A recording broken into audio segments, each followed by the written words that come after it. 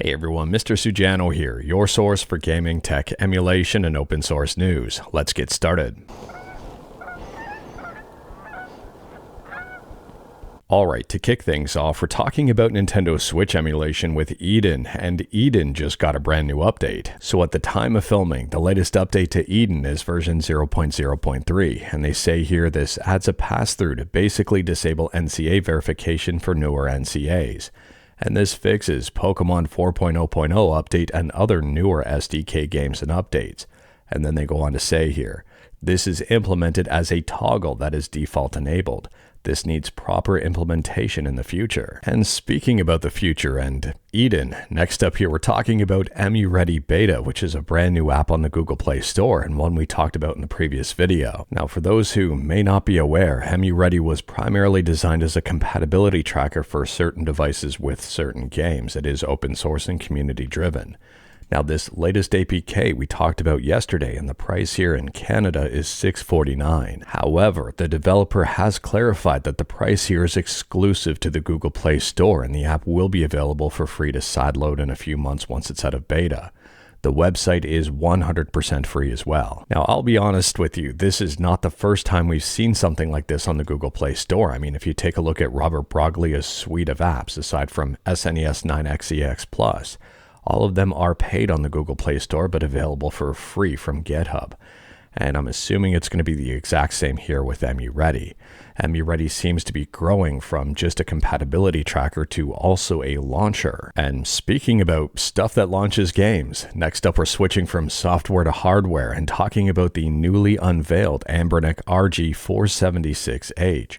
Unfortunately, I don't have full specs on this device just yet, but I'm assuming we're going to know pretty soon. Now, according to Retro Handhelds, the RG476H is meant to take on the Retroid Pocket Mini V2 and the Neo Pocket Ace. And taking a look at the actual device itself, and I can absolutely understand why. I mean, if you take a look at the Retroid Pocket Mini V2, the overall, I would say, form factor is it's somewhat similar to the Anbernic RG 476H, and it's also somewhat similar to the Neo Pocket Ace. Somewhat. I'm not going to lie, I'm very curious to hear the overall specs and price for this new RG 476H and whether or not it's going to compete against something like the Retroid Pocket Mini V2. Or the Neo Pocket Ace, or possibly even the Neo Pocket Air Mini. For more details and speculation on the matter, I would recommend checking out the Retro Handhelds article, and like everything we talk about, links are in the description below right at the bottom, or links are within the GitHub link in the description below right at the bottom. I don't hide my sources. And speaking about handhelds which are arguably soon to be released, next up we're talking about Atari. And Atari has announced that their upcoming Gamestation Go is planned to be released in October, which is next month. Now, we've talked about this one in previous videos, and it does appear that My Arcade is behind this one. It's going to be priced at $180 or $179.99 if you wanted to be specific, and does come preloaded with over 200 officially licensed Atari games. And continuing to talk about gaming handhelds, next up we're talking about Retroid, and this news might be exciting and might be frustrating for people with a Retroid Pocket 4 Pro. Now, just a few days back, or 9 days back I think if you wanted to be specific, we talked about this exact announcement from Retroid Pocket regarding the dual screen add-on and the incompatibility with the Retroid Pocket 4 Pro. I mean, this is exactly what they said here. We regret to inform you that the add-on cannot function with the Retroid Pocket 4 Pro due to a hardware-level compatibility issue. The display receiver chip cannot synchronize with MTK's output clock jitter, resulting in PCR errors. And then they go on to say here, for customers who purchased only a Retroid Pocket 4 Pro and the Retroid dual screen add-on, our customer service team will issue a full refund to your original payment method. No action is required from the customer side. Since then, they seem to have made some changes behind the scenes to make things better for people who have a Retroid Pocket 4 Pro. So this announcement might be frustrating or it might be very exciting. They say here the Retroid Pocket 4 Pro OTA is now live. This OTA makes the RDS compatible, which is the Retroid Pocket dual screen, with the Retroid Pocket 4 Pro. So with the Retroid Pocket 4 Pro over-the-air update version 1.0.0.167, it's now compatible with that dual screen. So if you've had one pre-ordered and then canceled it because of the incompatibility, maybe you can pre-order it again if you're interested. Either way, I would say this is a little bit messy, but at the end of the day, this is good news for that situation. And continuing to talk about gaming handhelds, next up we're talking about the OneXPlayer X1 Air, which has a massive screen. They're saying here that this is a portable 3-in-1 gaming and creator PC with an expandable mini SSD. The same mini SSD, I believe, that's in the GPD Win 5.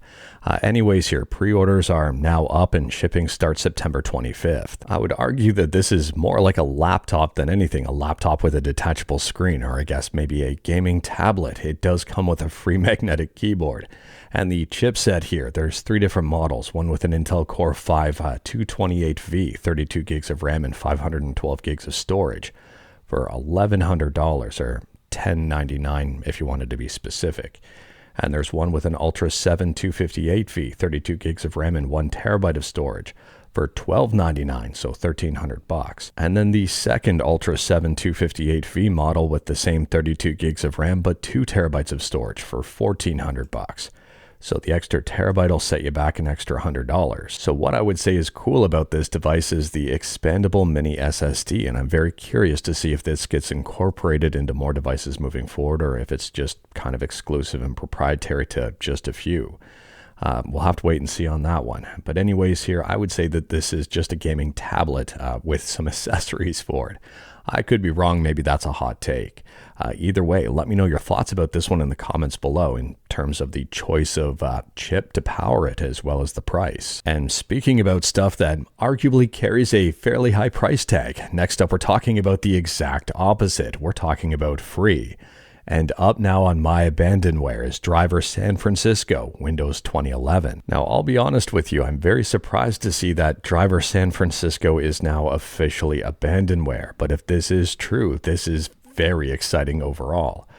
There's a whole lot of screenshots about this one, and if you wanted to learn more about it, again, like everything we talk about, links are in the GitHub link in the description below. And speaking about stuff with a low price tag, next up here we're talking about Super Metroid. And it appears there's a brand new ROM hack for this game that incorporates Rumble. So they say right here, a new experience awaits you, a new immersive experience. Play Super Metroid like you've never felt before with Rumble. Taking advantage of the new SNES Rumble protocol, Super Metroid Rumbled now gives you feedback for your gaming pleasure. Enjoy this on original hardware with the upcoming SNES Rumble Pad by LRG, or one of the various adapters that are now adding support. You can also use any USB pad with the Mr. FPGA, Mezen 2.1.1 Plus, Aries, and potentially other future emulators as they add support for this new technology. I'm not going to lie here, I'm curious to hear your thoughts on the matter. What are your thoughts on Rumble being added to more and more SNES games as time goes on? Are you excited about it? Are you excited that it works on actual hardware as well as certain emulators? And speaking about stuff working with emulators, next up we're talking about Hollow Knight Silksong. And it's being reported that this ultra popular game is already working on a bunch of different mobile devices via emulation. Via stuff like Winlator, which is Windows emulation on Android, and also stuff like GameHub. Now, I don't know about you, but I would say this is a huge win for emulation and also a huge win for Hollow Knight Silksong. I mean, if you think about it, it's playable via stuff like Winlator and GameHub. It makes this already ultra popular game a lot more accessible and a lot more exciting for a lot of people. Yes, it's not a heavy-hitting AAA game that requires demanding graphics and demanding processing power and all of that. But at the same time, it's a very good game, at least in my opinion, and a very popular one that a lot of people seem to be enjoying. I mean, if you wanted to see more stuff like this, I'd recommend checking out the latest video from Bob Wolf titled Steam Games Running Natively on Android Devices is a Dream. Although GameHub is closed source and has some questionable elements to it, at the same time here, it's making improvements in leaps and bounds to the scene, and a lot of people seem to be very happy about it and excited about it. Let me know your thoughts about this one in the comments below. And on top of that, if you're a fan of RISC-V here, according to Felix86, which we've talked about a bunch in previous videos here, Hollow Knight Silksong runs on RISC-V with Felix86 version 25.09. And continuing to talk about interesting stuff, and hopefully the whole video is interesting for you, but next up here we're talking about a hidden feature on the Super Game Boy. and that is displaying SNES sprites over the Game Boy screen. So there is a new freeware game called DMG vs. Super Game Boy, which takes advantage of this hidden Super Game Boy feature. This hidden Super Game Boy feature was never utilized in the Super Game Boy for really any retail game on the SNES. It was initially advertised, I believe, but then no games utilized it, and probably for good reason. So based on my understanding after reading the write-up, it seems that this feature is extremely flawed, as in the sprites flicker quite a bit.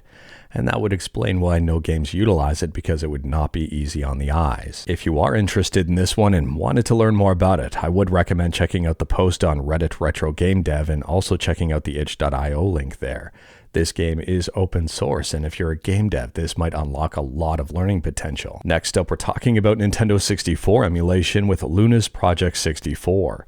For those who may be unaware, they say this is a fork of Project 64 3.0.1 that I made to have a Linux-compatible alternative to 2.4. It's not focused on accuracy or compatibility, but rather on functionality that improves the general gameplay experience on a select set of games. So at the time of filming, Luna's Project 64 version 3.6.2 is the latest update. And this update has a bunch of fixes and improvements here. For example, they fixed Dreamscape 64 crashes, and they've upped Glide N64 to 4.3.23, which fixes full screen crashes. Next up here, if you're looking for a chuckle, here's a post on Reddit Emulation on Android. I was debating on whether or not I should share this, but here we go. So it's Assassin's Creed Black Flag, arguably my favorite Assassin's Creed, running on Cemu Android. Running is a very good way to put this. Playable, maybe not. I'd recommend watching the video. Probably don't put audio on. It's amazing. I don't know, stuff like this sometimes just gives me life. The longer you watch it, the funnier it gets. Next up, we're shifting from Android to Linux and talking about System 76, and I would say this is just a friendly heads up and an exciting announcement. It appears that Cosmic Beta and Pop! OS 24.04 Beta are dropping on September 25th. Now, unfortunately, I don't have more news from that as to when the stable release is going to happen here, but I'm assuming now that it's moving from alpha to beta, and the alpha has reportedly been going very well, I'm assuming that a stable release will be soon around the corner from that. Let me know your thoughts about that one in the comments below, but I, for one, am excited to see these things get into beta. And continuing to talk about Linux, but switching from something arguably very exciting to arguably not very exciting at all if you're on a 32-bit system. Firefox has announced they're ending 32-bit Linux support in 2026. Now, I would say here on one hand, for 32-bit systems, this announcement really sucks. But on the other hand here, for 32-bit systems, at least they're not ending support immediately. They're saying that Firefox will continue to receive security updates until at least September 2026. So for those of you on 32-bit systems, there is still a little bit of runway. It's not an immediate action, but at the same time, you may want to think about upgrading to a 64-bit system soon, or finding another browser that's going to continue on supporting 32-bit. And last up here, we're shifting from something negative to something positive, just to end things on a positive note. We're talking about the Xbox 360 and SSDs. For those who may be unaware, SSD stands for Subscribe to Mr. Sujano, or Solid State Drive, depending on how you wanted to interpret that. And if you've got an Xbox 360, this might be very exciting news. So they say here, today is the day after about a year of reverse engineering 4 different SSD controller brands. Xbox 360 HDD Maker is now available. For the first time, it is now possible to add an SSD to an unmodified retail Xbox 360 console. So with that positive news bombshell, that's all I got for you in this one. Straight to the point, all stuff and no fluff. We talked about a bunch today. Feel free to discuss anything we talked about in the comments below. If you like this video, leave a like. If you didn't like this video, leave a like. Hit that subscribe button. Check out my other videos. Don't tempt fate. Save your state.